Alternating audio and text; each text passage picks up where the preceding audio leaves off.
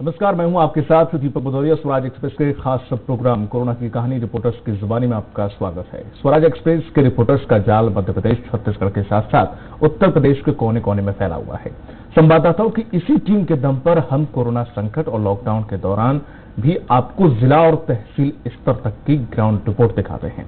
मध्य प्रदेश के अधिकांश जिलों में हमारे संवाददाताओं ने आपको लॉकडाउन के दौरान जमीनी हकीकत से रूबरू कराया। साथ ही हम इस दौरान उत्तर प्रदेश के कई जिलों में भी गए और आज फिर हम चलेंगे यूपी और जानेंगे वहां लॉकडाउन के दौरान लोगों के लिए क्या सुविधाएं हैं और क्या उन्हें जरूरत का सामान मिल पा रहा है या नहीं। आज हम चलेंगे यूपी के प्रतापगढ़, आजमगढ़ और सुल्तानपुर, बदायूं, कासगंज के साथ ही बात करेंगे ग्रेटर नोएडा की, बरेली की और रामपुर की। इस पूरी चर्चा में हमारे साथ मौजूद रहेंगे स्वराज एक्सप्रेस के चैनल हेड एसपी त्रिपाठी।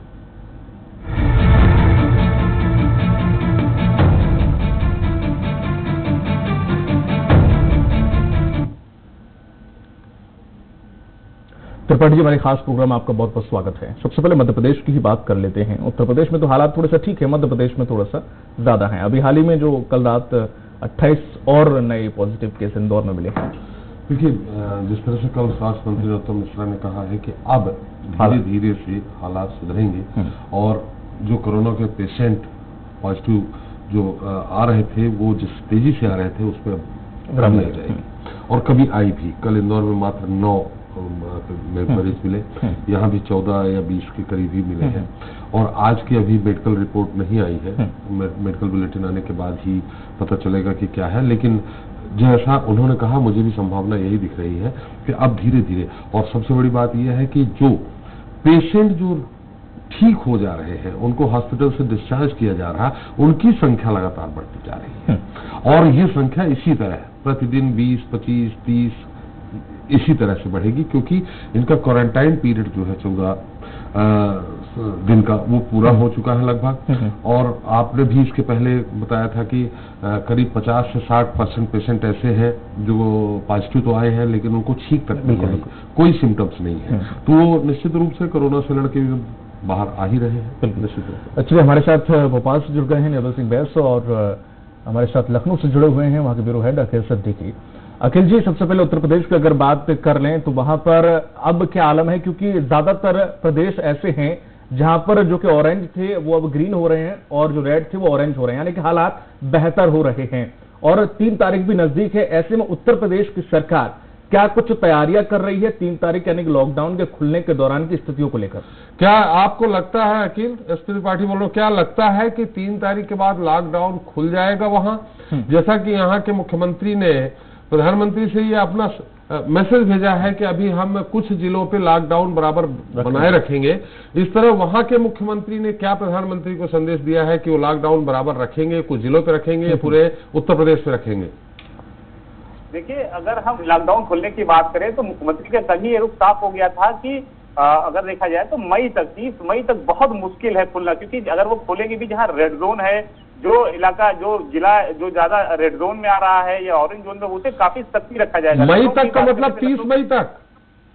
देखिए, बिल्कुल 30 मई तक वो ढील जरूर देंगे। जिन इलाकों में पॉजिटिव केसेस नहीं मिले हैं वहां पे थोड़ा ढील ढाल देंगे, दुकानें खोली जाएंगी सुचारू रूप से, उनके देखा जाए तो ऑफिस से खुलेंगे लेकिन सोशल डिस्टेंस पर। लेकिन जिन जिलों में पॉजिटिव केस मिले हैं जिसमें 10 से ज्यादा संख्याएं हैं, वो बिल्कुल कतई नहीं खोलने जाके इसकी जानकारी कल ही को दे दी गई थी। कहीं ना कहीं इस पूरी तरीके से जो बैठक सीएम का जो 11 बैठक हुई है उसमें भी तस्वीर साफ हो गई थी। आज बॉडी की भी तस्वीर साफ हुई, जिस तरह अभी किसी लोग भवन में पीसी हुआ, प्रमुख सचिव ने किया, हेल्थ मिनिस्टर ने किया कि आंकड़े जो मरने वालों की संख्या 50 ऊपर पहुंची जा रही है।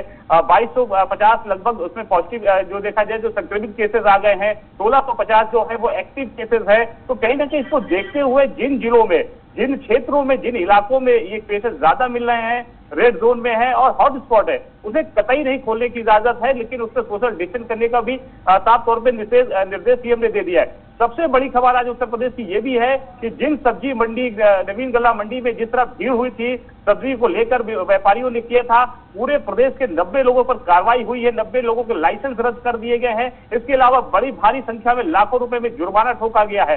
कई लोगों के खिलाफ FIR दर्ज भी है पूरे प्रदेश के नवीन गल्ला मंडी में। तो कहीं ना कहीं मुख्यमंत्री इस बात को लेकर गंभीरता से ले रहे हैं कि सोशल डिस्टेंस का पालन जो नहीं करेगा उसके खिलाफ कार्रवाई होगी, वो चाहे जो भी हो। चाहे जिस धर्म से हो, चाहे जिस जात से हो, चाहे जिस मजहब से हो, किसी के साथ ये जरूर बख्शा नहीं जाएगा। तो इस बात की तस्वीर साफ है। रमजान चल रहा है, रमजान को लेकर अगर जो दुकानें खोली गई वहां पे अगर सोशल डिस्टेंस का अगर नहीं ध्यान रखा गया तो उसके खिलाफ भी कार्रवाई होगी। ये एक मैसेज जरूर पास हो गया है। तो अगर हम लॉकडाउन की बात करें तो 30 मई तक, जिस तरह कल ही मुख्यमंत्री ने साफ तस्वीर की थी कि लखनऊ के अंदर ना बाहर कोई आ नहीं जा सकता, ना जा सकता है, जिसके पास है, जो जरूरत की चीजें हैं, जो काफी अहम बात रखती हो या जो सरकारी अफसर है, वो कहीं ना कहीं उन्हीं को आना और जाना होगा, क्योंकि केसेस बढ़ रहे हैं। आगरा की बात कर लीजिए, जिस तरह आगरा में बढ़ते जा रहे हैं, आज केसेस 5वीं बार है, सात लखनऊ में ही नखास में आ गए हैं। एक ही घर में जो नर्स थी उसकी बहन भी पॉजिटिव आई है, उस इलाकों को भी सील किया गया है। तो बहुत मुश्किल है लॉकडाउन खुलने को। जी बिल्कुल बिल्कुल खुलने का तो मुश्किल है, जैसा अंदाज लगाया। सवाल इस बात का है कि कितने मरीज ठीक हो रहे हैं। अब मरीजों के ठीक होने का अनुपात बढ़ रहा होगा, क्योंकि 14 दिन का क्वारंटाइन पूरा करके 50 से 60% एक अनुपात जो आया है, सामने आया है कि 50 से 60% ऐसे कोरोना पॉजिटिव है जिनमें किसी तरह का कोई लक्षण नहीं पाया गया, छींक तक नहीं आई उनको, और उनको क्वारंटाइन किया, लक्षण उन पे थे, कोरोना पॉजिटिव था और वो ठीक होके बाहर हो गए। तो अब ठीक होने वालों की भी संख्या बढ़ रही होगी लगातार। देखिए बिल्कुल सही कहा आपने, वो संख्या बढ़ रही, 400 ज्यादा लोग डिस्चार्ज भी हो चुके हैं।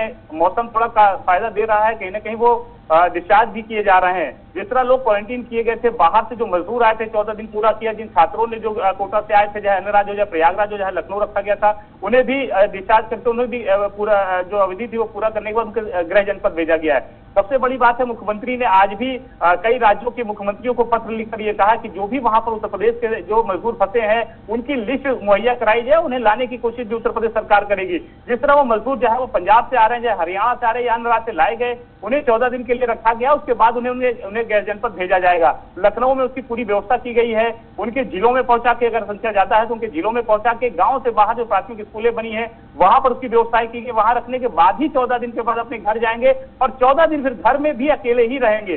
तो निश्चित तौर पर ऐसा नहीं कि मुख्यमंत्री जो मजदूर फंसे हैं उनको लाने की कोशिश की जा रही है, उसके साथ साथ 1000 रुपए भत्ता भी उनको दिया जा रहा है, राशन किट भी दी जा रही है। दूसरी तरफ ये ध्यान रखते, मुख्यमंत्री खुद ध्यान रख रहे हैं कि कोई भूखा न सो।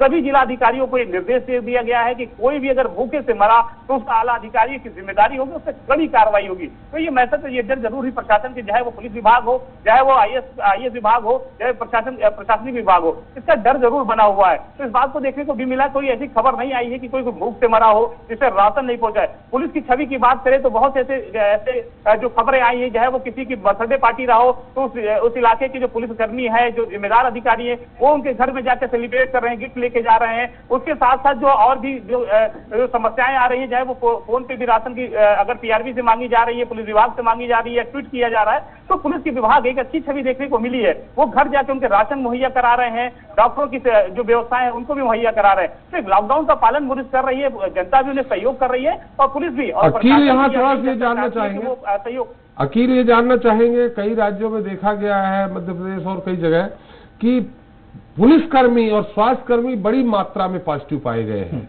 अपना फर्ज निभाते हुए वो संक्रमित हुए हैं। वहां भी क्या पुलिसकर्मी और स्वास्थ्यकर्मी ज्यादा संक्रमित हुए हैं?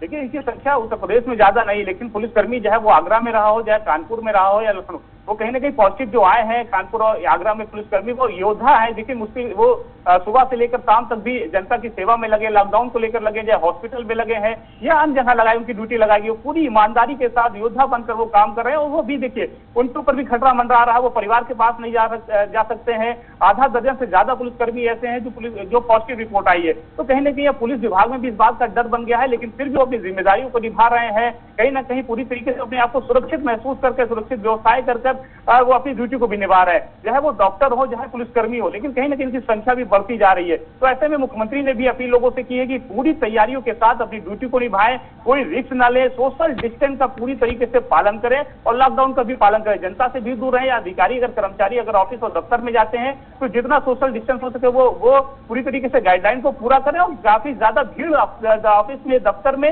या जहां ड्यूटी लगी है वहां पर भी न करें। बिल्कुल, जैसे कि सिद्दीकी जी अभी हाल ही में चाहे इन्फोसिस के सह संस्थापक हो या फिर पूर्व आरबीआई के गवर्नर हो, इन सभी ने ये कहा है अर्थव्यवस्था को लेकर कि अब हालात ऐसे हुए, अगर थोड़ा सा भी लॉकडाउन आगे बढ़ाया जाता तो हम बहुत पीछे चले जाएं, यहां तक कि हर एम्प्लॉय को सप्ताह में 90 घंटे तक काम करना होगा। लेकिन सवाल ये खड़ा हुआ, आपने वहां पे कहा कि जो शहर हैं जो रेड जोन में है उन्हें बंद रखा जाएगा, तो इसमें तो आगरा, लखनऊ, कानपुर, ये सभी इंडस्ट्रियल एरिया अगर देखा जाए बंद रहेंगे, तो ऐसे में अर्थव्यवस्था का क्या होगा? कुछ तो रणनीति बनाई गई होगी। देखिए, रणनीति ये बनाई गई है, चाहे वो आगरा हो, चाहे कानपुर हो, चाहे लखनऊ हो, इसके साथ साथ नोएडा हो, गौतम बुद्ध नगर हो, मुरादाबाद हो, ये रेड जोन में है। रेड जोन के इलाका जो हॉटस्पॉट इलाका है उसे पूरी तरीके से सील रहने की अनुमति दे दी गई है, निर्देश दे दिया गया है। जो इलाका में पॉजिटिव केसेस नहीं पाए जाए, वो नोएडा हो, लखनऊ हो, आगरा हो, वहां के जो सरकारी दफ्तर है उन्हें खोला जाएगा, सोशल डिस्टेंस पे खोला जाएगा। जो जनता की जरूरत की चीजें जो है, चाहे वो दुकान हो, शॉप हो, वो भी खोला जाएगा। लेकिन चीजें बहुत ही सोशल डिस्टेंस का पालन 30 मई तक मुख्यमंत्री ने साफ तौर पे कह दिया है कि 30 मई तक हर हाल में पालन करना है। जो अभी देखिए, जो आगरा जो एक्सप्रेसवे का काम पूर्वांचल में चल रहा था उसको भी कल रात शुरू कर दिया गया है, लेकिन उससे भी सोशल डिस्टेंस का ध्यान पूरी तरीके से रखा गया है। तो सरकार चाहती है जो दफ्तर है हमारे विषय विधानसभा, इसमें भी मंत्री हैं या अधिकारी, वो भी आने की अनुमति दे दी गई है, पूरी तरीके से दफ्तर आ रहे हैं। लेकिन कम, जिनके अगर 10 लोगों की शिफ्ट है तो 3-3 लोगों की शिफ्ट लगाई गई हफ्ते में। सोशल डिस्टेंस का यहाँ भी ख्याल रखा गया। खोलने की पूरी तरीके से कोशिश मुख्यमंत्री इस बात को कर रहे हैं कि अगर हम पूरी तरीके से बंद करेंगे लॉकडाउन, सरकारी दफ्तर को पूरी तरीके से बंद रखेंगे या जिस तरह व्यापार को बंद रखेंगे, तो कहीं ना कहीं बहुत बड़ा लॉस होगा, पीछे चले जाएंगे। तो ऐसे में जो मुख्यमंत्री खुद इस बात को लेकर, चाहे वो सुबह हो या शाम हो, जिम्मेदार अधिकारियों से बैठक कर रहे हैं कि जहां पर रेड जोन है, जहां पर हॉटस्पॉट बनाए गए हैं, उसे सील किया जाए, बाकी अनुमति दी जाए। जहां पर कोई भी केसेस नहीं मिले, कोई लक्षण नहीं मिले हैं, कोई बाहर से नहीं आया है, तो उन इलाकों में थोड़ा सा ढील दिया जाए, चाहे वो दुकान को लेकर हो, चाहे शॉप हो, चाहे सरकारी दफ्तर हो। तो इस बात का ख्याल किया जाए। आगे की रणनीति तय की जा रही, कैसे लॉकडाउन को धीरे धीरे खोला जाए, जिससे कोई जो सरकार को भी फायदा हो, जनता को भी फायदा हो, किसी को नुकसान ना हो और इस बीमारी से भी निपटा जाए। चलिए, तमाम जानकारी बहुत बहुत धन्यवाद अखिल, आपको तमाम जानकारी देने के लिए। निर्मल है साथ में। बिल्कुल। निर्मल, क्या स्थिति है आज पूरे मध्य प्रदेश की और भोपाल की? देखिए, पूरे मध्य प्रदेश की जो स्थिति है और जो सरकार जिस तरीके से काम कर रही है, तो ऐसा लग रहा है कि जो अभी तक जो कोरोना की स्थिति है वो कहीं ना कहीं नियंत्रित होती जा रही है और सरकार भी कहीं ना कहीं हल्का सा फील गुड महसूस कर रही है। अभी तक अगर मध्य प्रदेश की बात करें तो 2625 जो है पॉजिटिव मरीज मिले हैं। और अगर भोपाल की बात करें तो कल ये आंकड़ा 508 था, आज 8 मरीज बढ़ गए तो 516 का ये आंकड़ा जा चुका है। और एक अच्छी बात यह है जिसको, जैसे कि मैंने जिसको लेकर कहा कि सरकार फील गुड महसूस कर रही है, कि मध्य प्रदेश में 5 दिन में 549 यानी कि 549 नए मरीज मिले हैं, जिनमें से 322 डिस्चार्ज हो गए हैं और 74 आज जो है पूरे एमपी से डिस्चार्ज होंगे और अकेले भोपाल के चरायू अस्पताल से 34 मरीज डिस्चार्ज होंगे। तो ये जो चीजें हैं, इसके अलावा 30 अप्रैल की जो जांच हुई थी उसमें 2617 जांच की गई थी, सैंपल लिए गए थे, उसमें से मात्र 2.4% ही पॉजिटिव पाए गए। तो इन सब चीजों को देखते हुए सरकार अब ये मुतमईन कहीं ना कहीं होती जा रही है कि जो सैंपलिंग है और जो रेशियो है कोरोना पॉजिटिव मरीजों के आने का, वो कहीं ना कहीं जो है कम होता जा रहा है। इस वजह से सरकार अब जो है कहीं ना कहीं ढील देने की सोच रही है। लॉकडाउन 2 चल रहा है, काउंटडाउन हो गया है, 2 दिन बाकी हैं और यही शिवराज सरकार थी। देखिए, पहली बार जब लॉकडाउन लगाने के बाद, अगले लॉकडाउन को लागू करने के पहले जब प्रधानमंत्री ने मुख्यमंत्रियों से चर्चा की थी, तो मध्य प्रदेश के मुख्यमंत्री शिवराज सिंह चौहान भी उन मुख्यमंत्रियों में से शुमार थे जिन्होंने लॉकडाउन बढ़ाने की वकालत की थी। लेकिन अब स्थितियां बदल रही हैं, जो सरकार का रवैया नजर आ रहा है, जो स्वास्थ्य मंत्री के बयान सामने आ रहे हैं, उससे ऐसा लग रहा है कि अब 3 तारीख के बाद जो है कई इलाके ऐसे रहेंगे, खासकर ग्रीन जिलों के, जहां पर काफी कुछ स्थिति सामान्य करने की कोशिश की जाएगी। जी चलिए, सरकार फील गुड में आ रही है, आप नहीं है क्या फील गुड में? जी, मैं तो आपके साथ हमेशा फील गुड में ही हूँ। ये सरकार फील गुड, अगर कोरोना पेशेंट कम हो रहे हैं, ठीक होने वाले बढ़ रहे हैं, तो हम और आप सब फील गुड में रहेंगे। निर्मल, आपके पास फिर से आएंगे, विकास जुड़ गए हैं। विकास, क्या इंदौर का कल बहुत अच्छी खबर इंदौर से आई थी कि सिर्फ 9 पॉजिटिव पाए गए थे, आज की क्या खबर है? आज 300 सैंपल जो स्वास्थ्य विभाग ने मेडिकल बुलेटिन जारी किया था, जिसके अंदर 300 के लगभग सैंपलों की जांच हुई थी, जिसके अंदर 28 मरीजों में कोरोना पॉजिटिव पाया गया है। हालांकि आंकड़े लगातार शहर के अंदर कम हो रहे हैं, यही कारण है कि इंदौर कलेक्टर ने कहा है कि हम जो उसे तोड़ने में लगभग कामयाब होने, क्योंकि जो पेंडिंग सैंपल थे, लगातार जो पेंडिंग सैंपलों के बाद अगर देखा गया कि रविवार या सोमवार के दिन बड़ी तादाद में पॉजिटिव मरीजों की संख्या मिली थी। यही कारण था कि जो पिछले 15 से 20 दिनों के पेंडिंग सैंपल थे उनकी इकट्ठी लिस्ट यहाँ पर सैंपल आई थी। अब जो पेंडिंग सैंपल है उनकी जो पेंडिंग जो इंदौर के अंदर सैंपल थे वो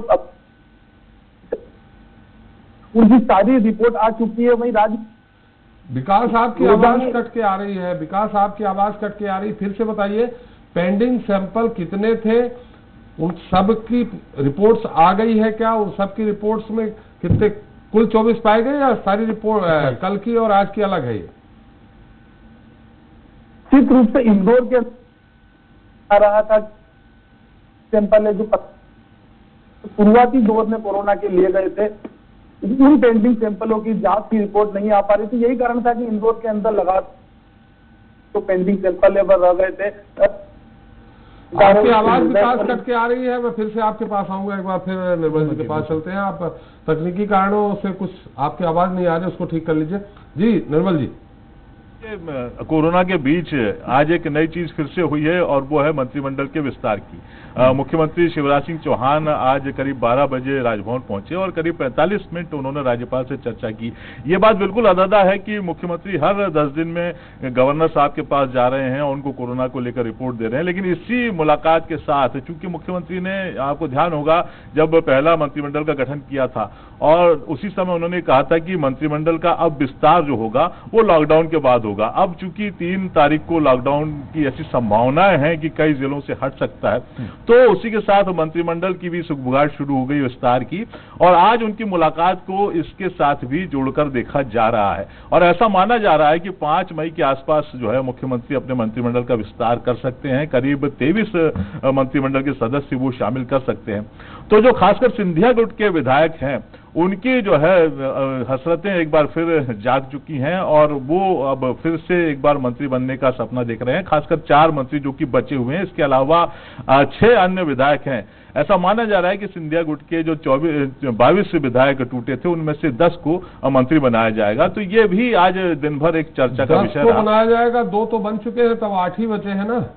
जी बिल्कुल, अब बचे हुए जो 8 हैं उनको बनाया जाएगा, कुल मिलाकर 10 की संख्या रखी जाएगी ऐसा माना जा रहा है। क्योंकि बीजेपी में भी देखिए अब जब से सिंधिया गुट बीजेपी से जुड़ा है तो एक अनार 100 बीमार की जो है कहावत चरितार्थ हो रही है। 24 विधायक तो ऐसे हैं जो अभी तक मंत्री नहीं बने हैं बीजेपी के और 4 से लेकर 6 बार तक के विधायक हैं। तो स्वाभाविक सी बात है कि बीजेपी में दावेदारों की कोई कमी नहीं है। इसके अलावा एक अन्य खबर की बात करें तो वो भी आज की बड़ी खबर मानी जाएगी। अन्य खबर पे आते हैं, आपके पास एक बार विकास जुड़ गए फिर से। विकास, एक बार फिर से बताइए, जो पेंडिंग रिपोर्ट्स थी पांडिचेरी, दिल्ली, अन्य जगहों पे, वो सारी रिपोर्ट्स आ गई हैं क्या? जी निश्चित रूप से जो पेंडिंग रिपोर्ट थी इंदौर के अंदर लगातार जो 15 से 20 दिन पहले सैंपल लिए गए थे, लगातार पेंडेंसी देखने को आ रही थी। इसके बाद भी राज्य सरकार के निर्देश पर इंदौर जिला प्रशासन ने पेंडुचेरी, अहमदाबाद और दिल्ली पे जो सैंपल पेंडिंग थे उनको पहुंचाया था। उनकी लगभग सभी रिपोर्ट आ चुकी है। एक जो लाट है उसकी रिपोर्ट अभी आना बाकी है, हालांकि उसके आंकड़े 100 से ज्यादा नहीं है। तो कह सकते हैं इंदौर के अंदर लगातार राहत भरी खबर पिछले 3 दिनों से आ रही है, लेकिन देखने में आ रहा है कि मौत के आंकड़े लगातार बढ़ रहे हैं। अगर बात की जाए तो कल भी 4 लोगों की मौत हो गई। तो लगातार जो इस हफ्ते में मौत के आंकड़े लगातार बढ़ते हुए नजर आए। इस सप्ताह की बात की जाए तो पिछले 4 दिनों के अंदर ही 10 से 12 लोगों की मौत हो चुकी। तो मौत के आंकड़े लगातार बढ़ रहे हैं। वही इंदौर के अंदर पिछले दिनों में देखने में आया था, स्वराज एक्सप्रेस भी लगातार उठा रहा था कि जो दोपहर होती है सुबह शाम जो लोग घरों से बड़ी संख्या में बाहर निकल जाते हैं। यही कारण था कि स्वराज एक्सप्रेस की खबर को देखकर इंदौर कलेक्टर मनीष सिंह जो है उन्होंने खुद आज इंदौर का भ्रमण किया और जिन ऐसे क्षेत्रों में गए जहां लोग लॉकडाउन का पालन नहीं कर रहे थे, जिसको देखते ही मनीष सिंह कलेक्टर ने निर्देश जारी किए हैं इंदौर डीआईजी को कि जो लॉकडाउन का पालन तक नहीं कर रहे हैं उन पर सख्ती एक बार फिर आजमाई जाए। जो लोग घरों से बिना वजह बाहर निकल रहे हैं ऐसे लोगों को अब अस्थायी जेलों के अंदर डाला जाए, क्योंकि लगातार जो इंदौर है उसमें अब राहत भरी खबर मिलने लगी है। अगर थोड़ी सी भी चूक हुई तो कहीं ना कहीं इंदौर के अंदर वापस चूक नहीं होनी चाहिए। निश्चित तौर पर ये जानना चाहेंगे कि रेशियो, जो ठीक होने वालों का रेशियो और पॉजिटिव पाए जाने का रेशियो क्या बता सकते हैं, क्या है? जी निश्चित रूप से अगर इंदौर में पॉजिटिव टोटल मरीजों की संख्या की बात की जाए तो 1513 के लगभग जो है पूरे पॉजिटिव मरीज है। वहीं अगर बात की जाए तो ठीक होने में लगातार इंदौर में राहत भरी खबर आ रही है। रोजाना इस सप्ताह में रोजाना 20 से 30 मरीज जो है रोजाना ठीक हो रहे हैं। आज भी अरविंदो हॉस्पिटल और एक अन्य हॉस्पिटल से 40 से ज्यादा मरीजों को जो है अस्पताल से डिस्चार्ज किया जाएगा। इनकी जो जांच रिपोर्ट थी वह 2 बार नेगेटिव आई है, यही कारण है कि उनको आज डिस्चार्ज किया जाएगा। 200 से ज्यादा 220 के लगभग जो मरीज हैं कोरोना से जंग जीतकर अब घर वापसी की ओर है और घर वापस पहुंच चुके हैं। जी बिल्कुल विकास, वहां पर 10 डॉक्टरों पर भी कार्रवाई की गई है, कारण बताओ नोटिस दिया गया है जो कि गैर मौजूद रहे, क्या कुछ जानकारी है आपको? जी निश्चित रूप से इंदौर कलेक्टर ने जिस तरह से निजी अस्पताल में जो डॉक्टर थे या जो निजी अस्पताल मनमानी कर रहे थे उनको सख्ती दिखाई थी, लेकिन देखने में आया था कि कुछ शासकीय डॉक्टर जो है वो लगातार मनमानी पर है और जो 1 महीने से ज्यादा समय हो गया है वो अस्पतालों में अपना जो प्रभार दिया गया है वो प्रभार नहीं संभाल रहे, अपने घरों में ही है। उसके बाद उन्होंने कलेक्टर ने नोटिस जारी किया था, लेकिन नोटिस के जवाब देने के बाद भी जब कलेक्टर ने प्रशासनिक अधिकारियों से फोन लगवाया था तो उन्होंने फोन का जवाब भी नहीं दिया। उसके बाद कलेक्टर ने सख्ती दिखाते हुए ऐसे 10 डॉक्टरों को कारण नोटिस जारी की है, जिसमें 9 जो डॉक्टर हैं उनको कहीं ना कहीं उनको कार्य समाप्त करने की भी बात इंदौर कलेक्टर ने कही है। लगातार चेतावनी के बाद भी डॉक्टर मनमानी पूर्वक रवैये से अपने कार्यभार को नहीं संभाल रहे। चलिए विकास बिल्कुल सही बात है। और थोड़ा संक्षेप में बता दें कि क्या सब्जी वगैरह की दुकानें में कुछ ढील दी गई है कि लोग खरीद सकते हैं कि अभी भी होम डिलीवरी है? लगता विकास से संपर्क टूट गया। जी निर्मल जी कुछ अच्छी खबर बता रहे थे, बड़ी खबर। जी बिल्कुल, मैं ये बताना चाह रहा था। बड़ी है कि अच्छी है? बड़ी खबर है और किसानों के लिए तो वाकई बहुत ही अच्छी खबर है। आज मुख्यमंत्री शिवराज सिंह चौहान ने किसानों को कुल 2,990 करोड़ के फसल बीमा की राशि का ऑनलाइन भुगतान कर दिया है। तो यह एक आज की बहुत बड़ी खबर कहलाई जाएगी और इससे 14,93,000 किसान लाभान्वित होंगे। ये जो राशि है ये खरीफ और रबी के बीमे की राशि है जो कि 2018 से अटकी हुई थी और इसका जिम्मा पूर्ववर्ती कमलनाथ सरकार पर था। दरअसल 2200 करोड़ का जो प्रीमियम भुगतान था मध्य प्रदेश सरकार के हिस्से का वो नहीं किया गया था और आज ही मुख्यमंत्री ने इसको करने के बाद जो चर्चा की, जो अपना बयान जारी किया उसमें उन्होंने साफ कहा है कि कमलनाथ सरकार ने ये नहीं किया था और उन्होंने चार्ज लेते ही सबसे पहले इस काम को किया है। तो ये जो कदम है मुख्यमंत्री का, एक तो किसानों को राहत देने वाला है ही, साथ ही जो 24 उपचुनाव होने जा रहे हैं उसमें कहीं ना कहीं बीजेपी को पॉलिटिकल माइलेज ये कदम दे सकता है और ये बिल्कुल देखा जाएगा कि जब चुनाव में पार्टी उतरेगी तो इस बात का जिक्र भी। निर्मल आपको रोकेंगे, हमारे साथ प्रतापगढ़ से दीपेंद्र सिंह जुड़ गए हैं, हमारे वहाँ संवाददाता है। दीपेंद्र, क्या है प्रतापगढ़ की खबर? प्रतापगढ़ में कितने पॉजिटिव पेशेंट हैं, कितने क्वारंटाइन किए गए हैं, वर्तमान स्थिति क्या है? जी क्वारंटाइन जो है 513 लोग क्वारंटाइन किए गए हैं और यहाँ पर जो है कुल 9 मरीज पॉजिटिव पाए गए हैं जिनका प्रयागराज में जो है क्वारंटाइन अस्पताल में इलाज के लिए भेजा गया है। जी और 6 लोग ठीक होकर जो है घर भी आ चुके हैं और 3 लोग जो है भी वहाँ पर भर्ती हैं और इलाज चल रहा है। जी मैंने 6 ठीक हो गए, 9 में से 3 का इलाज चल रहा है। जी जी जी जी तो अभी सैंपल लेने का काम चालू है क्या? अभी सैंपल लिए जा रहे हैं या कुल सैंपल कितने लिए गए प्रतापगढ़ से? जी सैंपल लिए जा रहे हैं, कुल सैंपल जो है 513 सैंपल लिए गए। 513 सैंपल में जो है यहाँ पर 9 सैंपल पॉजिटिव पाए गए, बाकी सारे सैंपल निगेटिव पाए गए। अभी भी सैंपल लेने का कार्य चल रहा है। जी कोई पेंडिंग सैंपल तो नहीं है? सारे निगेटिव पाए गए 9 के अलावा? जी पेंडिंग में कोई सैंपल नहीं है, सारे निगेटिव पाए गए उसके सिवा। जी वहाँ पर स्वास्थ्य सुविधाएं किस प्रकार हैं, कितने क्वारंटाइन सेंटर बनाए गए हैं और स्क्रीनिंग कितने लोगों की जा चुकी है अब तक? जी यहाँ पर क्वारंटाइन सेंटर जो है यहाँ पर 6 बनाए गए हैं, कुछ सेंटर बनाए गए हैं और यहाँ पर लगभग 300 लोगों को क्वारंटाइन किया गया है। यहाँ पर अन्य लोगों को जो है परीक्षण के लिए जो है जहाँ पर सूचना आ रही है, लोग दिल्ली से मुंबई से जहाँ से लोग आ रहे हैं उनको स्वास्थ्य विभाग की टीम जाकर उनको लाकर क्वारंटाइन कर रही है। जी बिल्कुल दीपेंद्र, लॉकडाउन का असर, आपके पीछे एक बाइक पे 2 लोग हैं और साथ में झुंड बना के भी खड़े हुए हैं, कैसा लॉकडाउन है वहाँ पर? जी लॉकडाउन का यहाँ पर जो है जो सुबह का नियम दिया गया है 6 से 10 तक जो है दुकान यहाँ खुलती है, बाकी दुकान यहाँ पर बंद रहती है और जिनको बहुत जरूरी है वही घर से निकलते हैं, बाकी किसी को घर से निकलने की इजाजत यहाँ पर प्रशासन ने नहीं दे रखी है। जी लेकिन आपके पीछे दिख रहा है बहुत सारे लोग, वो 5-6 लोग मोटरसाइकिल साथ खड़े हैं, एक लड़का दौड़ रहा है, तो यहाँ क्या पुलिस सख्त नहीं है क्या? जी जी, यहाँ पर जय गुरुदेव का एक संस्था है जहाँ पर जो है गरीब लोगों के लिए भोजन बनाते हैं और भोजन बनाकर गरीबों को वितरण करते हैं। वही लोग हैं पीछे खड़े हुए हैं और यहाँ पर देख रहे हैं। जी चलिए, तो अच्छी बात है, अच्छी बात है। चलिए, बाकी सब्जी वगैरह मिल रही है आपकी शाम को कि सिर्फ वही 3 घंटे मिलती है? जी, 3 घंटे जो है सब्जी मार्केट लगती है, सोशल डिस्टेंसिंग बनाकर लोग सब्जी खरीदते हैं। बाकी यहाँ पर जो सब्जी विक्रेता हैं ठेले पर गांव-गांव घूमकर सब्जी लोगों को मुहैया करा रहे हैं, बेच रहे हैं। जी, किसान सब्जी ला पा रहे हैं मंडी तक? जी, किसान को जो है पूरी तरह से यहाँ पर प्रशासन ने पास बनाकर रखा हुआ है, प्रशासन पास बनाया है, किसान आकर अपनी सब्जी जो है मंडी में बेच सकते हैं। जी चले तमाम जानकारी के लिए शुक्रिया आपका दीपेंद्र। चलो निर्मल जी, फिर आपकी बारी आ गई। जी बिल्कुल। देखिए, कोरोना का संक्रमण और कोरोना पर काबू पाना ये तो एक पहलू है, लेकिन इससे बड़ा पहलू ये है कि जो मजदूर जो है लाखों की संख्या में इधर से आ रहे हैं, उधर जा रहे हैं और उधर से इधर आ रहे हैं, तो ये एक बहुत बड़ी समस्या इस समय बनी हुई है। मैं आपको बता दूं कि 35,000 मजदूर जो हैं मध्य प्रदेश के अब तक जो है मध्य प्रदेश बाहर जो थे वो लाए जा चुके हैं। राजस्थान से 25,000 हैं, गुजरात से 6,000 हैं, उत्तर प्रदेश से 2,000 हैं और महाराष्ट्र से 2,000 हैं। देखिए, इनमें खासकर गुजरात जो है वो खासा जो है संवेदनशील इस समय बना हुआ है और अभी भी मध्य प्रदेश के 1,14,000 मजदूर 18 राज्य जो है देश के वहां फंसे हुए हैं। और आज जो है भोपाल के ऐशबाग इलाके से 2 बसों के जरिए झांसी भेजा गया करीब 70 मजदूरों को। तो ये जो मजदूरों की आवाजाही है ये भी आगे चलकर एक समस्या पैदा कर सकती है और चूंकि इन पर ठीक ढंग से अगर निगरानी नहीं रखी गई, चूंकि मजदूरों का ऐसा माना जाता है कि रोग प्रतिरोधक क्षमता काफी मजबूत रहती है, लेकिन तो कहीं ना कहीं वो कोरोना के करियर का काम कर सकते हैं। तो ये एक मतलब खुद बच जाएंगे लेकिन दूसरे को कर सकते हैं, संक्रमित कर सकते हैं।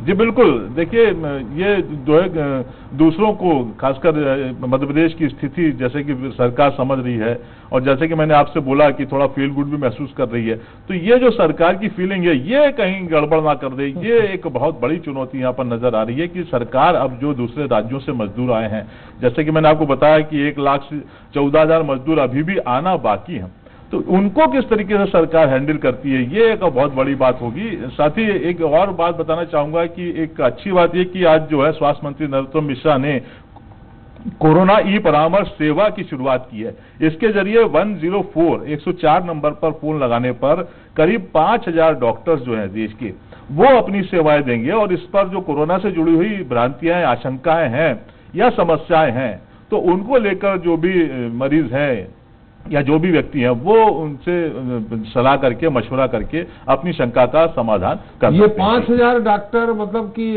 104 में फोन लगाने पे कोई 5,000 में से एक डॉक्टर कोई उपलब्ध रहेगा उस समय? जी बिल्कुल, रैंडमली ये उपलब्ध रहेंगे और 5,000 डॉक्टरों ने अपनी जो है निःशुल्क सेवा देने के लिए सरकार को हामी भरी है। जी, उसमें सिर्फ कोरोना से जुड़ी कि बाकी लक्षणों पे भी कोई और बीमारी को लेकर? देखिए, वो लक्षणों के लिए तो अलग से सरकार ने व्यवस्था की है जो पिछली बार मैंने आपको बताया था, लेकिन ये जो सेवा है ये 104 सिर्फ कोरोना से जुड़ी हुई आशंका को दूर करने के लिए ही है। जी चले, आपके पास मनीष एक बार पांडे हमारे साथ जुड़ गए हैं आजमगढ़ से। आजमगढ़ काफी चर्चित रहा है और आजमगढ़ से चूंकि मनीष यहाँ पर 1,000 के तकरीबन सैंपल लिए गए। आजम खान जो कि अभी हवा खा रहे हैं जेल की, वहां पर जो लिए गए थे जो 1,000 के तकरीबन सैंपल 955 की रिपोर्ट आ गई, 8 पॉजिटिव पाए गए हैं। बाकी जो शेष रिपोर्ट रह गई थी उनका क्या स्टेटस है वो बता दीजिए। जी आपको बताते चले, मरकज से लौटे 3 जमाती मुबारकपुर मदरसे में आए 3 जमाती पॉजिटिव पाए गए। और सबसे बात आपको बता दें इनके संपर्क में आए हुए कई परिवार के 5 आप माइक थोड़ा पास करिए, आवाज आपकी नहीं आ रही ढंग से।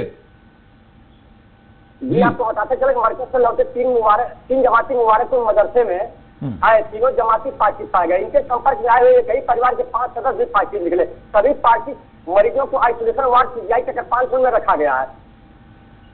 अब टोटल पॉजिटिव की संख्या 8 है, लेकिन सबसे बड़ी खुशी की बात आपको बता दें कि 6 निगेटिव निकल चुके हैं। 8 में से 6 ठीक हो गए हैं। जी 6 निगेटिव हो चुके हैं और क्वारंटाइन कर दिए गए 14 दिन के लिए। और सबसे बड़ी बात है कि दो ही पॉजिटिव आजमगढ़ में है। चलो, टोटल सैंपल कितने लिए गए आजमगढ़ से? जी तो लगभग 2,200 के आसपास, जैसे हरियाणा से आए हुए और प्रयागराज से आए हुए और मध्य प्रदेश से आए हुए सभी लोगों की थर्मल स्क्रीनिंग की जा रही है। लगभग 2,200 के आसपास है। ये तो स्क्रीनिंग हो गई, सैंपल कितने लिए गए? सैंपल सर आपको बताते चले कि हाँ हाँ, जेब से निकाल लीजिए, बता दीजिए आराम से आराम से। 10 टोटल सैंपल 1085 लिए गए, जिसमें 998 निगेटिव है और 87 प्रतीक्षारत है और 2 पॉजिटिव पाए गए।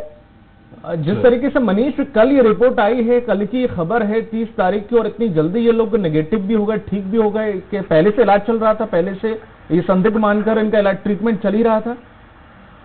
ये आपको बता दें कि 22 मार्च को जिस दिन जनता कर्फ्यू थी उस दिन ट्रेन द्वारा मरकज से आए हुए तीनों एक मस्जिद में छिपे हुए थे, और यही पुलिस प्रशासन को और स्वास्थ्य विभाग को पता लगा और उनके पाँव फूलने लगा, तुरंत उनकी जांचें कराई गई और वो पॉजिटिव पाए गए।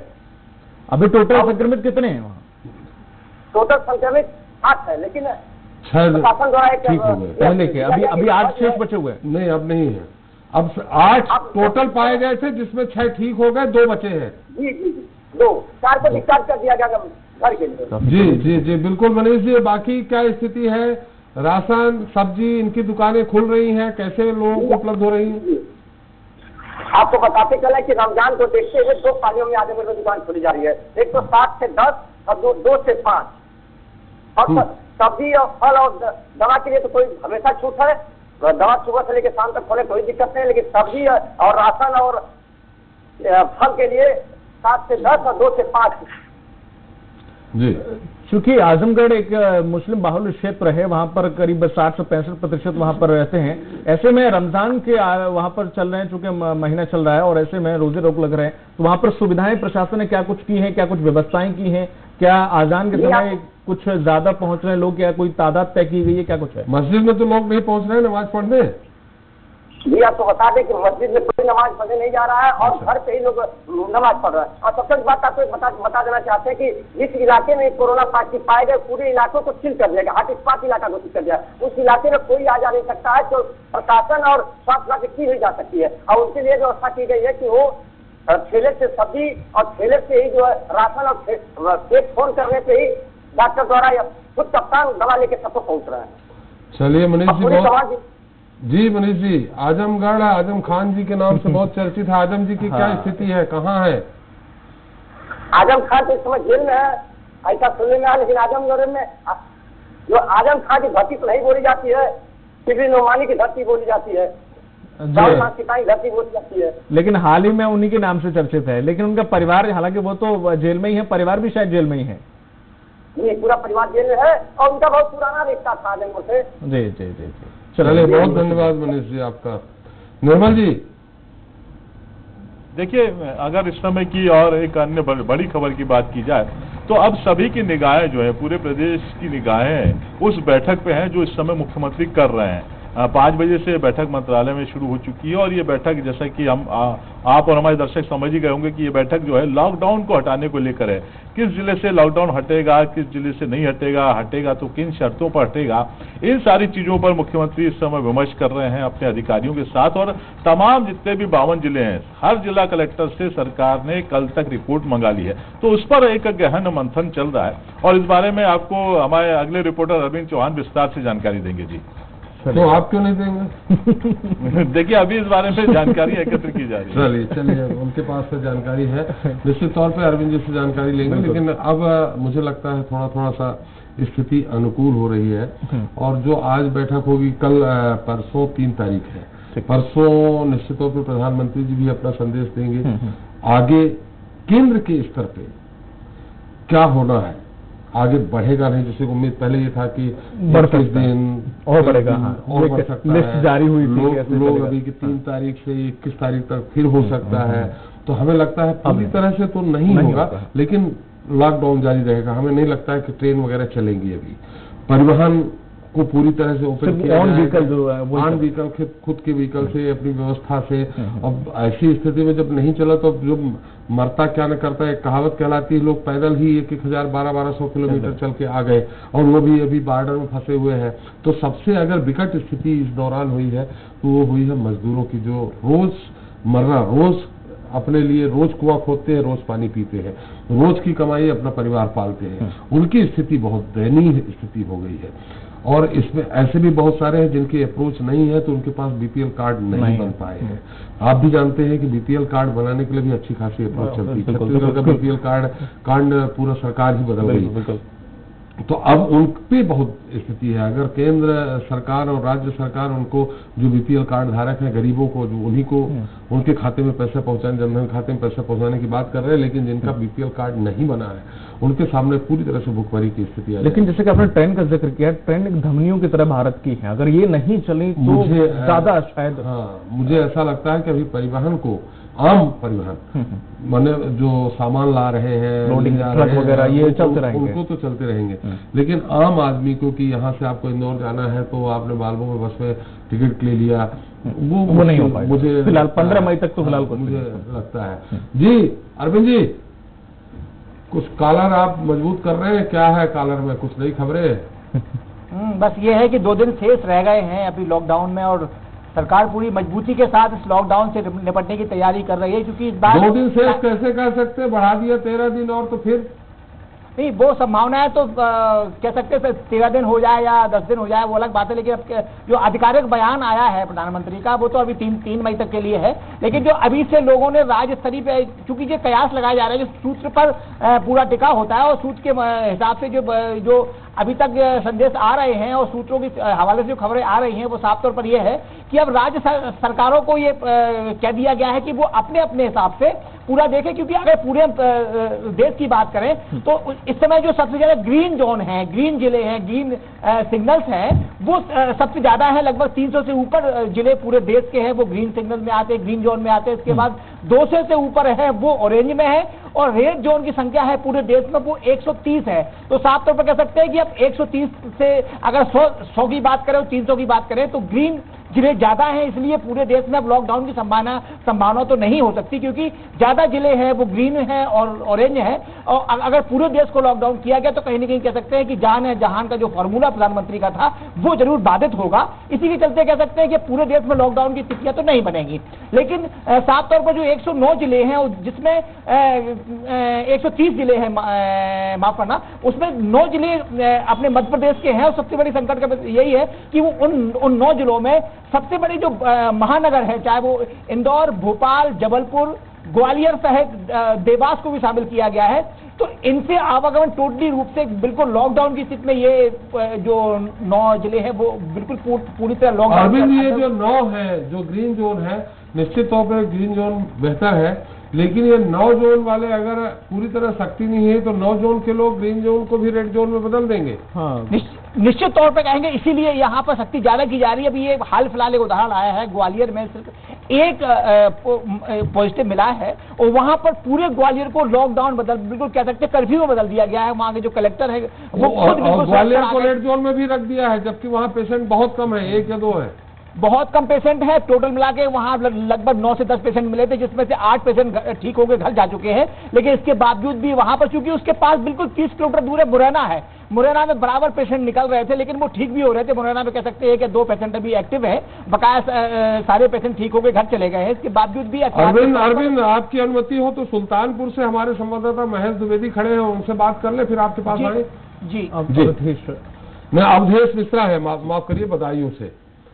अवधेश, वहां पर बदायूं में संक्रमित लोग मिले हैं, कितने संक्रमित मिले हैं, कितने क्वारंटाइन किए गए हैं, सैंपल कितनों के लिए गए हैं, रिपोर्ट कितनों की आई है, क्या कुछ जानकारी है इस पूरा कोरोना के महामारी को लेकर? जी बिल्कुल, आपको बता दें कि बदायूं में अब तक 589 कुल मतलब सैंपलिंग हो चुकी है, जिसमें 181 लोग जो है मतलब जो है रिपोर्ट मतलब आ चुकी है उनकी। 108 जो है अभी पेंडिंग रिपोर्ट है और 16 लोग जो है उनमें कोरोना पॉजिटिव मिले थे, जिनकी जो मतलब दोबारा में रिपोर्ट हुई थी। तो आराम से बोलिए, बिल्कुल आराम से, हमारी तरफ मत देखिए, आप उसको पूरा पढ़ के बोलिए, थोड़ा धीरे बोलिए, जिससे एक बार अच्छे से समझ में आ जाए। माइक भी थोड़ा पास में कर लीजिए।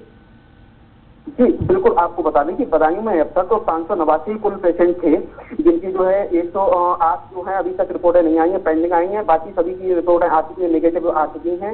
और आपको बता दें जिसमें जो है 16 लोग जो है कोरोना पॉजिटिव मिले थे, जिनमें 2 की दोबारा जब रिजांच हुई थी तो उनमें 2 की रिपोर्ट जो है वो नेगेटिव आई है। उनके लिए अभी मतलब 30 रिपोर्ट उनकी आना बाकी है। जी, मतलब 16 कह सकते हैं संदिग्ध है, जो पॉजिटिव भी हो सकते हैं, नेगेटिव हो सकते हैं, उनको क्वारंटाइन कर दिया है। नहीं 16 पॉजिटिव सर, 16 पॉजिटिव थे, जिनमें जो है मतलब 2 की रिपोर्ट जो है नेगेटिव आई है सर। उनके जो मतलब द्वारा जो है उनकी रिपोर्ट जांच आएगी, उसके बाद जो उनके लिए डिस्चार्ज किया जाएगा। मैंने 16 डिस्चार्ज हो जाएंगे? नहीं 2 की सब रिपोर्ट मतलब नेगेटिव आई है सर, बाकी 14 जो है वो पॉजिटिव है। 14 पॉजिटिव में 2-3 की रिपोर्ट नेगेटिव आई। और साथ ही वहां पर अब स्क्रीनिंग का कार्य कैसा चल रहा है, कितने क्वारंटाइन सेंटर बनाए गए हैं?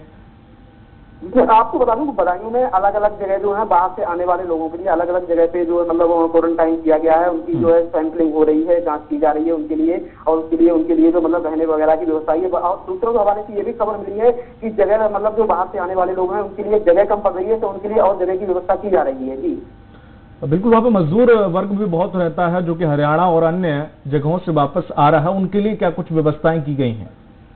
बिल्कुल, आपको बता दें कि जो लोग बाहर से आए हुए हैं उनके लिए क्वारंटाइन किया गया है। बदायूं में भी 2-3 जगह तो क्वारंटाइन किया गया है, सहसवान में किया गया है, बिचौली में किया गया है, और जो मतलब लगातार जो आ रहे हैं उनके लिए भी क्वारंटाइन की जा रही है, उसकी भी जांच की जा रही है। जी चलिए अब फिर आगे चलते हैं। चलिए बहुत बहुत धन्यवाद अवधेश साहब सारी जानकारी देने के लिए। जी अरविंद जी। हाँ, साफ तौर पर दीपक एक बात यहाँ देखने को मिल रही है कि अगर पूरे जो अपने मध्य प्रदेश के 4 महानगर हैं उन्हें तो रेड जोन में कन्वर्ट किया गया है, रेड जोन घोषित किया गया है, तो वहीं जो मुरैना पड़ता है चंबल अंचल में आता है, लेकिन उसे रेड जोन को घोषित नहीं किया गया है। जबकि मुरैना में अच्छे कई पेशेंट हैं। ये सबसे ये थोड़ा सा कहीं न कहीं लगता है कि जो रेड जोन के मापदंड हैं वो थोड़े से कहीं न कहीं वो भ्रमित करने वाले हैं कि अगर हम एक तरफ बात करें तो बराबर मुरैना में बहुत सारे निकल रहे हैं, इसके बाद भी उन्हें रेड जोन नहीं घोषित किया गया। इसके बाद भी आप कह सकते हैं, मेरे पास जो लिस्ट है वो साफ तौर पर कह सकते हैं कि अभी उज्जैन को किया गया है। जो रेड जोन में जो जिले अभी आए हैं, शामिल किए गए हैं, उसमें इंदौर, भोपाल, उज्जैन, जबलपुर, धार, बड़वानी और ईस्ट निबाड़, देवास और ग्वालियर। तो सवाल यही है कि खरगोन भी नहीं है, खरगोन भी नहीं है, तो ये थोड़ा सा समझ में नहीं आता है कि ये भ्रम पैदा करने की स्थिति हल्की सी है कि खरगोन नहीं किया गया, जबकि खरगोन में बराबर ये ये मरीज मिल रहे हैं। साफ तौर पर कह सकते हैं जबलपुर के आसपास भी सिर्फ जबलपुर को छोड़कर सारा जो वहां बेल्ट है उसे ग्रीन जोन और ऑरेंज जोन में कन्वर्ट किया गया है।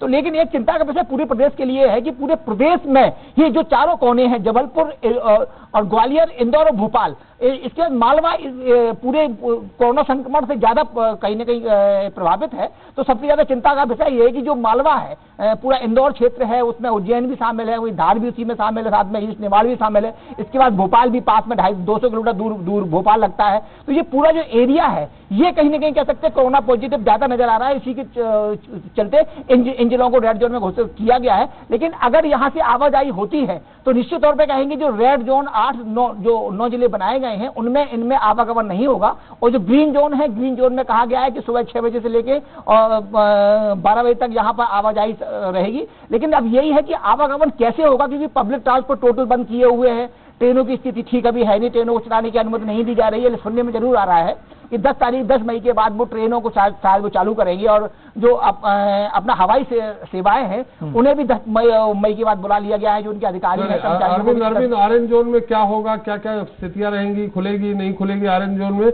हम आपके पास आते हैं, हम नोएडा चलते हैं। बिल्कुल, नोएडा से कैलाश चंद्र हमारे साथ जुड़ गए हैं। कैलाश, नोएडा, ग्रेटर नोएडा के क्या हाल है, पूरे नोएडा के क्या हाल है, और साथ ही साथ ये जानना चाहूंगा कि संक्रमितों का संख्या वहां पर कुछ कम हुई है या नहीं? जी देखिए, संक्रमितों की संख्या कम तो होती जा रही है, पर पिछले 2 दिनों से लगातार जो बढ़ोतरी आ रही है वो एक चिंता की बात है। अभी कल 1 पेशेंट आया था और परसों 14 पेशेंटों की एक साथ बढ़ोतरी से देखा जाए तो यहाँ पर प्रशासन के माथे पर एक बार बंद पड़ गए हैं। आज भी सुनने में आ रहा, अभी तक पुष्टि नहीं हुई है, लेकिन 8 पेशेंटों के आने की कुछ सूत्रों से खबर मिल चुकी है। और अगर देखा जाए तो यहाँ पर क्या खबर मिली है, आज कितने आ गए और पॉजिटिव? जी अभी तक जो पुष्टि तो पूरी तरह से नहीं हो पाई है, लेकिन 8 पेशेंटों के आने की संभावना है। जो अभी तक प्रशासन की जो गोपनीय सूत्रों से खबर मिली है वो 8 पेशेंटों की खबर मिली है अभी तक। चलिए, और सैंपल कितने लिए गए वहाँ? जी अभी तक टोटल गौतम बुद्ध नगर में देखा जाए तो 155 पेशेंटों की पुष्टि हो पाई है, जिनमें से 81 पेशेंटों को अभी तक यहाँ से डिस्चार्ज किया जा चुका है। और पेशेंटों को सैंपल कितने लिए गए? 181 तो पॉजिटिव पाए गए हैं, आप बता रहे हैं। जी करीब जो सैंपल है 300 से ऊपर जो सैंपल लिए गए थे उनमें से ये 81 को उनकी छुट्टी कर दी गई है। बाकी अभी क्वारंटीन सेंटर में है। मेरे सामने जो देख रहे हैं, मैं अभी गलगोटिया के सामने ही हूँ, यहाँ पर क्वारंटीन सेंटर बनाया गया है। यहाँ पर उन सभी पेशेंटों को रखा गया है जो क्वारंटीन में रखे गए हैं। जी कैलाश, नोएडा इंडस्ट्रियल एरिया है, क्या वहाँ इंडस्ट्री कुछ चालू है? जैसा केंद्र सरकार ने कहा कि कुछ मजदूरों के साथ आप काम चालू कर सकते हैं। जी देखिए, अभी जो गौतम बुद्ध नगर है उसको हॉटस्पॉट में घोषित किया गया है, वो रेड जोन में है अभी फिलहाल। अभी है किसी भी तरह की कोई भी इंडस्ट्री को चलाने का अभी कोई परमिशन नहीं दी गई है। हो सकता है कि शायद 1-2 दिन में जो ग्रीन जोन है उनमें किसी तरह की परमिशन दे दी जा सकती है, या अभी कुछ छूट मिलने की संभावना है, पर अभी तक किसी तरह की कोई ऐसी छूट का कोई भी परमिशन अभी नहीं आई है। बिल्कुल, यहाँ पर अगर कैलाश देखा जाए अब तक शून्य, मृत्यु दर शून्य है, कोई भी अभी किसी भी व्यक्ति की कोरोना की वजह से जान नहीं गई है। क्या आंकड़ा ये अभी भी बरकरार है? जी बिल्कुल बिल्कुल, ये बहुत यहाँ के लिए, प्रशासन के लिए बहुत अच्छी बात है कि यहाँ पर अभी तक एक भी पेशेंट की इस कोरोना के चलते कोई मृत्यु नहीं हो पाई है, पर पेशेंटों की दर भी घट रही है दिन पे दिन। अगर देखा जाए तो जो प्रशासन ने जो अपने इख्तियार दिया है उस तरह जिस तरह से यहाँ के जो सभी सीमाओं को सील किया गया है, दिल्ली से सदा होने के कारण यहाँ पर इसकी सीमाएं सील कर दी गई है। यहाँ पर जो पुराने पास थे उन सभी को रद्द कर दिया गया था और नए पास की पूरी बारीकी के साथ बनाए गए थे, और एक डीआईजी अधिकारी लेवल के अधिकारी को यहाँ पर पास बनाने के लिए लगाया गया था। इस वजह जो अनदर पास थे वो सब इस तरह के कैंसिल कर दिए गए हैं। तो हो सकता है कि इसका भी एक बहुत बड़ा अनुभव इनको मिल रहा है, जिससे पेशेंटों में कमी आ रही है। चलिए बहुत बहुत धन्यवाद कैलाश। एक बार फिर ऑरेंज जोन में क्या होना है अरविंद जी? जहां तक संभावना है, क्योंकि अभी इसको अधिकृत पत्र नहीं आया है, जो अधिकारियों से बातचीत हुई है, स्वास्थ्य विभाग के कर्मचारियों से, अधिकारियों से बात हुई है, जैसा कि कल नरोत्तम मिश्रा ने कहा भी था। उन्होंने एक बड़ा स्पष्ट संदेश देने की कोशिश की थी जब हम कल वो प्रेस कॉन्फ्रेंस को संबोधित कर रहे थे, जब उनसे पूछा गया कि अब जो कोरोना है ये इसका संक्रमण ग्रामीणों तक पहुंचने लगा है, गाँव तक पहुंचने लगा है, आम आदमी तक पहुंचने लगा है, किसानों तक पहुंचने लगा है, तो क्या कर रहे हैं आप? तो उनका साफ तौर पर कहना यह था कि एक बीमारी है और निश्चित तौर पर अब हमें कोरोना की संक्रमण के साथ ही जीने की आदत डालनी होगी और इसके से बचाव करना पड़ेगा। लॉकडाउन कोई हल नहीं है, यातायात को बाधित करना, यातायात को रोक देना, लोगों को एक जगह बांध देना हल नहीं है। अब हम कहीं ना कहीं हमें बचाव के साथ ही काम करना पड़ेगा, कोरोना के साथ ही हमें रहना पड़ेगा और उससे लड़ना पड़ेगा। ये इस पर संदेश था, तो उससे साफ तौर पर कहा जा सकता है, क्योंकि वो स्वास्थ्य मंत्री भी है, गृह मंत्री भी है। सारे दिन की बैठक यहाँ मुख्यमंत्री के साथ होती है। आज भी एक बड़ी बैठक उन्होंने की है, जो विधायक हैं उनके साथ की है, इसके साथ अधिकारियों के साथ विधायक की है। और कोरोना पर पूरा, क्योंकि अब बिल्कुल कुछ ही घंटे शेष बचे हैं, 3 मई को 12 बजे प्रधानमंत्री का जो संदेश उन्होंने दिया था पूरे देश को लॉकडाउन करने के लिए, वो खत्म हो जाएगा। पूरी जो गेंद है वो पूरा कह सकते हैं राज्य शासन के पाले में है, राज्य सरकारों के पाले में है। तो अब राज्य सरकार को ये देखना होगा कि हमें किस प्रकार काम करना है। उसी के चलते पिछले 3 से 4 दिन से 30 मई तक, क्योंकि स्टेट गवर्नमेंट ने कहा था कि 30 मई तक हम ये इसका चाहते हैं कि लॉकडाउन हो, क्योंकि अब प्रधानमंत्री ने 3 मई तक कर दिया, तो 3 दिन और दिए गए हैं। अब सबसे बड़ी वजह ये और सबसे बड़ा ये संकट इनके ऊपर ये है कि जो रेड जोन है, ऑरेंज जोन है और ग्रीन जोन है, इनमें आवागमन कैसे हो? क्योंकि अगर रेड जोन का कोई बंदा ग्रीन जोन में चला जाता है तो वो तुरंत जाके रेड जोन हो जाता है। जो भी रेड जोन, जो सेंट्रल गवर्नमेंट, जो केंद्रीय स्वास्थ्य विभाग ने जो भी लिस्ट जारी की है रेड जोन की, वो कहीं ना कहीं थोड़ा बहुत भ्रम भी पैदा कर रही है, क्योंकि कुछ ऐसे जिले हैं जहां पर, जैसे मुरैना मान लो, मुरैना बहुत ही संक्रमण वाला। अरविंद हमारे साथ रामपुर से अशोक शर्मा जी जुड़ गए हैं, लेकिन धन्यवाद आपको। अब और जानकारी फिर बाद में ले लेंगे। बहुत बहुत धन्यवाद आपको अशोक। रामपुर से ही जयप्रदा चुनाव जीती रही जी। अशोक जी, क्या खबर है रामपुर से? जी सर, रामपुर की अगर बात की जाए तो रामपुर में अब तक 908 लोगों के सैंपल लिए गए हैं, जिसमें 24 लोग कोरोना पॉजिटिव पाए गए हैं, जिनका जवाहर यूनिवर्सिटी हॉस्पिटल में इलाज किया जा रहा है। 24 पॉजिटिव पाए गए हैं और कुल सैंपल कितने लिए गए, फिर से एक बार बताएं? 908 सैंपल लिए गए हैं और इनमें से 24 लोग पॉजिटिव हैं, जिनका जवाहर यूनिवर्सिटी में अस्पताल में उपचार किया जा रहा है। चलिए, तो 24 में से कुछ ठीक होने की स्थिति में भी आ गए क्या? जी बिल्कुल सर। दरअसल में जवाहर यूनिवर्सिटी में प्रशासन द्वारा 250 बेड का आइसोलेशन वार्ड तैयार किया गया है, जिसमें जो पॉजिटिव मरीज है वो रखे जा रहे हैं। और जवाहर यूनिवर्सिटी में ही 100 नंबर के 100 बेड्स का एक क्वारंटाइन वार्ड बनाया गया है, जिसमें जो लोग क्वारंटाइन किए गए हैं उनको रखा जा रहा है, जिससे 230 लोगों को कल डिस्चार्ज किया गया है। इसमें 5 लोग पॉजिटिव थे, जो कि 5 लोग बाहर के रहने वाले हैं। और ये जो 24 थे, ये संक्रमित हुए कैसे? क्या बाहर से आए हुए थे या फिर जो वहां पे जमातियों के कारण या फिर वहीं पे किसी से संक्रमित हुए? जी बिल्कुल सर, बताना चाहूंगा कि इसमें से जो 5 लोग थे वो जमाती थे, जो कि मुरादाबाद से हल्द्वानी जा रहे थे, जिन्हें टांडा में पुलिस द्वारा रोका गया था और उनको टांडा CHC केंद्र में क्वारंटाइन किया गया था। फिर उनकी सैंपलिंग की गई, फिर उसके बाद जब उनकी रिपोर्ट पॉजिटिव आई तो उनको जौहर यूनिवर्सिटी अस्पताल में जो है भर्ती कराया गया है, जहाँ पर उनकी रिपोर्ट निगेटिव आने के बाद में उनको जो है डिस्चार्ज किया गया है। मैंने 14 दिन वो भर्ती रहे? जी 14 दिन भर्ती रहे, क्योंकि सभी तहसीलों में प्रशासन द्वारा स्कूल है। ये जमाती रुके कहाँ थे?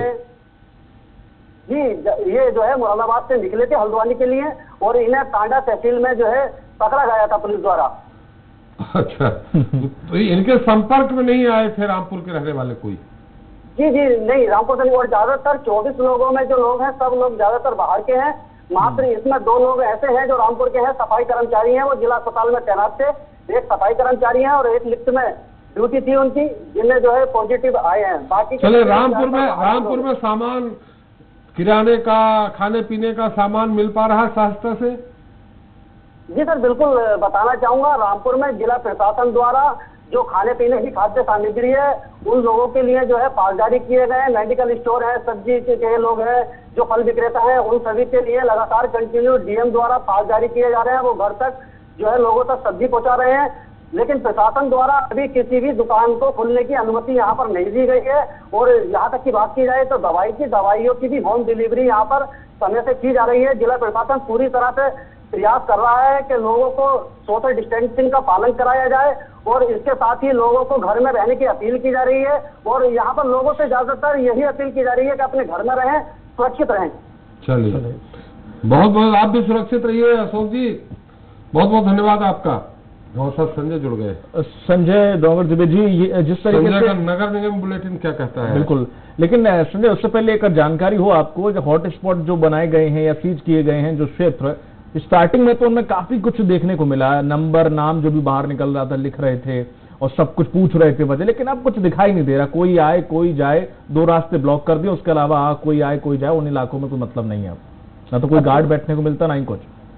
बिल्कुल दीपक, यहाँ तो अब देखा जाए क्योंकि 35 दिन हो गए हैं और जिस प्रकार से देखा जाए तो अब आदमी को कोरोना के प्रति अब खुद को जागरूक होना पड़ रहा है। अगर आप जिस प्रकार से कह रहे हैं कि कुछ जैसे 52 वार्ड जो थे अपने यहाँ के, मतलब राजधानी के 52 वार्डों को रेड जोन में रखा गया था, जिसमें सबसे ज्यादा कोरोना पेशेंट मिले थे। अब जरूर कहीं ना कहीं थोड़ी बहुत ढिलाई पुलिस प्रशासन और नगर प्रशासन की देखने को मिल रही है, लेकिन अब आदमी खुद जागरूक हो गया है कि अगर जहाँ पे क्वारंटाइन करके रखा गया है, वहां पे जो बैनर पोस्टर लगे रहते हैं, उसको देखकर आदमी ये जानता है कि हाँ यहाँ पे क्वारंटाइन जो कोरोना का पॉजिटिव पेशेंट है वो रहता है, और वो खुद उससे दूरी बनाए रखना उसके लिए अब जरूरी हो गया है। दीपक, ये बिल्कुल आपका कहना सही है कि अब थोड़ी सी जो नरमाई देखने को मिल रही है और सड़कों पे अब जो भीड़ देखने को मिल रही है, अभी आज से 35 दिन पहले तक वो जो सन्नाटा हुआ करता था, आज जिस प्रकार पुलिस प्रशासन की भी बात कर ले तो पुलिस प्रशासन को भी यही, जिस प्रकार आज ही एक आदेश हुआ है कि अब जो 5 थाने हैं जहां पे क्वारंटाइन को लेकर काफी बड़े क्षेत्र में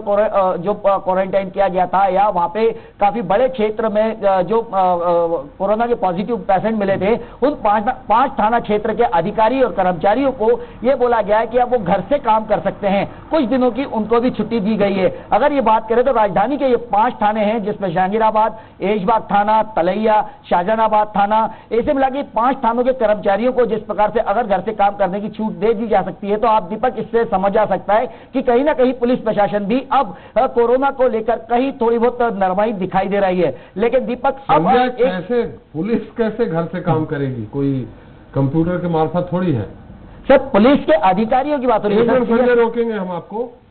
बरेली से फिर अशोक शर्मा जी जुड़ गए। अशोक जी, क्या खबर है बरेली की?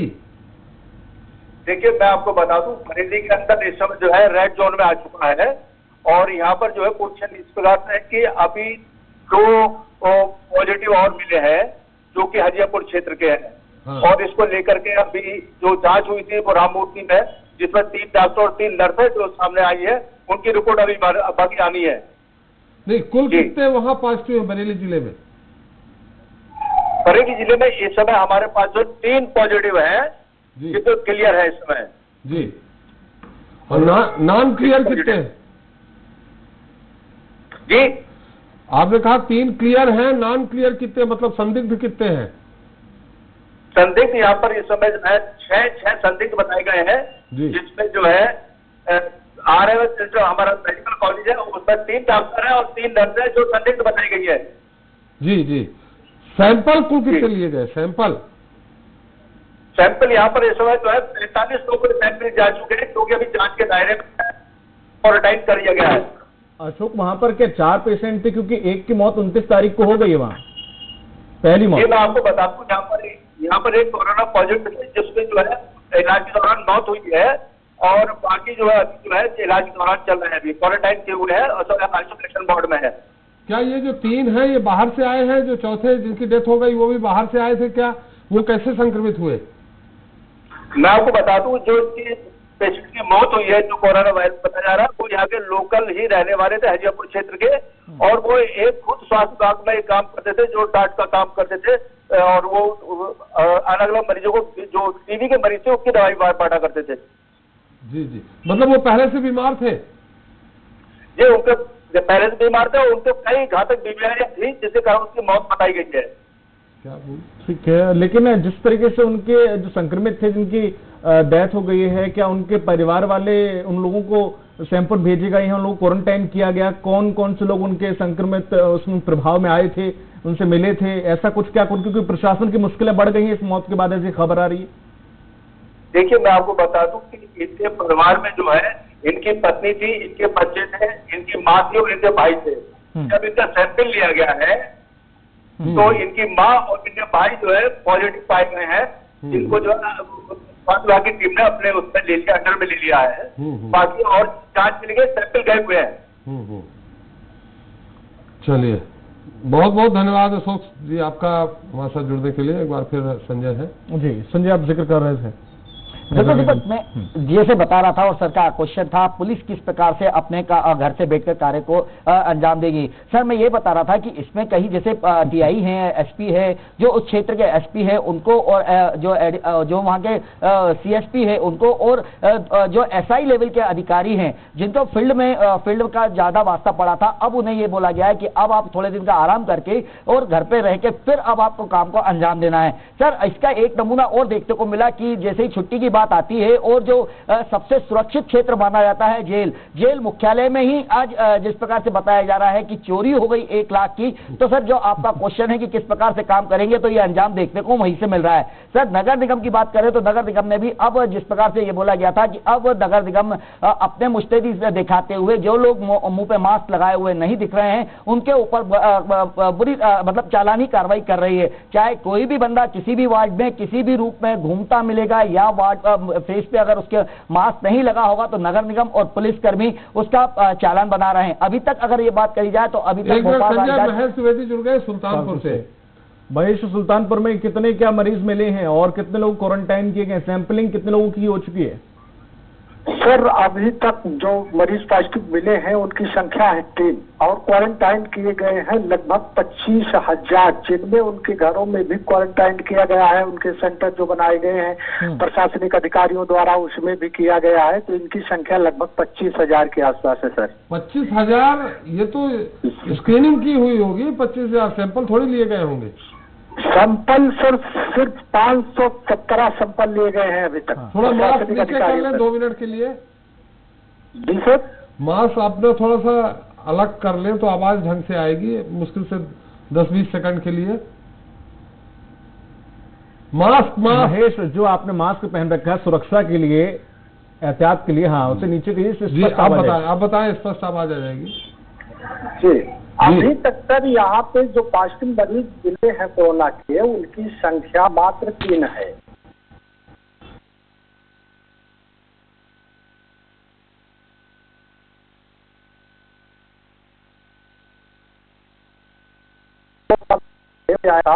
थाना क्षेत्र के घेमा गांव का निवासी था जी। उसको पीजीआई लखनऊ में उसका इलाज कर इस समय चल रहा है, जबकि 2 पेशेंट जो जमात से जुड़े हुए थे और मरकज से आए हुए थे उनको खैराबाद इलाके से पकड़ा गया था।